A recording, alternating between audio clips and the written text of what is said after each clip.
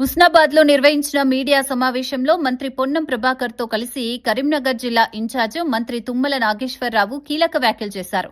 ముఖ్యమంత్రి రేవంత్ రెడ్డి నాయకత్వంలో గత 2 సంవత్సరాల ప్రజాపాలనలో ఎన్నో అసాధ్యమైన అంశాలను గుండె ధైర్యంతో పరిష్కరించామని చెప్పారు.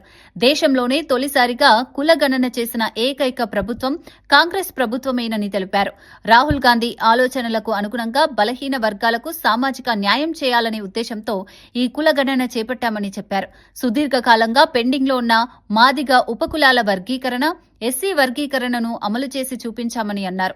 సందర్భంగా తెలంగాణ రాష్ట్రంలో అత్యంత సీనియర్ మంత్రి, కరీంనగర్ ఉమ్మడి జిల్లా ఇన్ఛార్జ్ గారు, ఇప్పుడు కరీంనగర్ లోక్సభ మున్సిపల్ ఎన్నికల ఇన్ఛార్జ్ పెద్దలు తుమ్మల నాగేశ్వరరావు గారు ఈరోజు రేపు పార్లమెంట్ నియోజకవర్గంలో ఉన్నటువంటి వివిధ మున్సిపాలిటీల్లో ప్రచారంలో భాగంగా ఈరోజు హుస్నాబాద్ రావడం జరిగింది. దీని తదుపరి హుజురాబాద్, జమ్మికుంట, కరీంనగర్, రేపు వేములవాడ, సిరిసిల్ల కూడా వారి పర్యటన ఉంటది.